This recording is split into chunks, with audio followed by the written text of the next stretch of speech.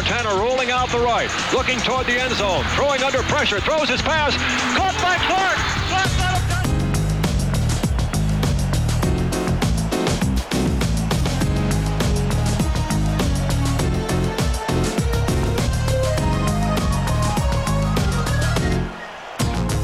Welcome back to The Last Word. You know, it's not often that I refer to a guest on this show as somebody who needs no introduction, but certainly that does apply in the case of Joe Montana. The three-time Super Bowl MVP and two-time NFL MVP has launched a brand new venture. It's a sports magazine called In the Red Zone, and I'm happy to welcome him from New York City. Joe, it is great to have you on The Last Word. Thank you for joining us. Oh, thank you for having me. It's a pleasure to be here. All right, Joe, let me get your thoughts. When you played the game, to be truthful, you weren't a huge fan of the media, and now you're one of us. Now, how did you get to this point, Joe?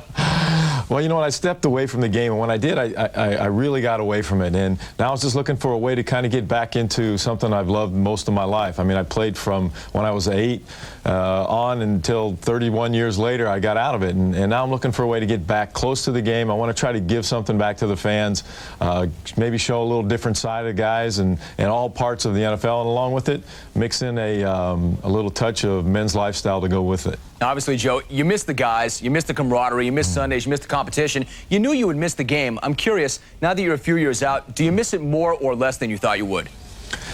Well, I think I missed Sundays more than I thought I would. Well, I was pretty ready to get out. I mean, physically, I was kind of drained. Mentally, it became, instead of a game, it became work. So I was kind of looking forward to get away from it for a while. And I missed it at first, and it was a little bitter that I had done it at myself, you know, going, maybe I should have stayed. But when I look back on it, I'm really happy that it's done. And I do miss it. You know, it's so important also to be able to go out on your own terms, and you never want to do anything that's going to tarnish your legacy. As you lay out and you sit back, have you ever once thought, maybe I left a little bit too soon? I did. I mean, I questioned myself a couple times through the first couple years until I start trying to work out and start move around. Right. I can barely run up and down the basketball court with my kids with my knee and my back. So I really think it was the thing to do.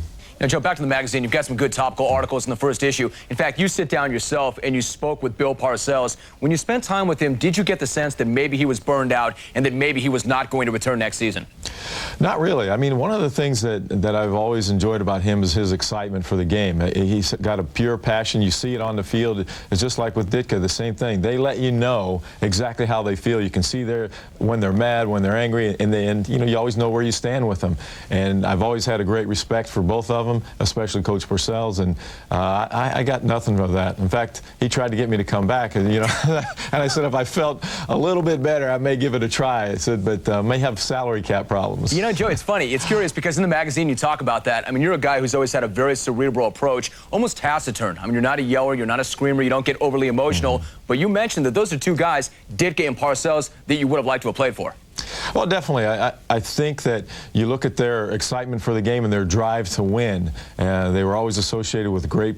Well, Ditka was a great player, and Parcells, they had great teams. And why? Because they were very disciplined in what they did, and they demanded a lot from their players, but on the same time, they demanded a lot of themselves. And you'll see so many coaches that will demand a lot from the player, but they won't give anything. These guys gave everything there was, and I'd have been happy to play for either one.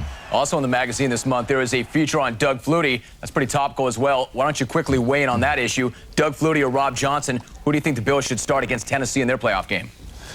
Well, I think when you sit down and you look at the numbers, it would be different if Doug wasn't playing well. But, I mean, he's definitely outperforming Rob. And what do? I mean, it's a tough decision for the coach because they won, he played well, but you look back at Doug's numbers and there was really not a reason to take him out. So I probably would have stuck with Doug myself, but, you know, I don't have that decision. That's why I'm not a coach. Yeah, but you're a media guy now. You can write about those things. You can talk about those things. Hey, Joe, what about, you talk about a tough decision. What about Steve Young? For instance, it looks like the 49ers are going to restructure his contract and he's going to come back. Now, a guy like that has earned the right, certainly, to make his own decision. What about his situation? When you look at him, and he might be risking long-term physical damage by coming back. We don't know for sure, but maybe. And it's not as if he's coming back to a Super Bowl contender. Do you think he's doing the right thing in coming back? Well, I think he has to really seriously take a good look at it. A friend of mine, actually a guy I became really good friends with in Kansas City, was Dr. Joe Wackley back there, and explained to me a lot about what they don't know about head injuries. And I had a couple when I was back there, and I was lucky he was there to go over these things with me. And I just hope he takes a real hard look, because they don't know the effects of these past how long down the career when they start really showing some real effect on his body. So in other words, knowing what you know right now, Joe, if you personally were faced with that decision, what would you do? I mean, it's a tough decision for him, but I would probably retire. I mean, he's had a great career.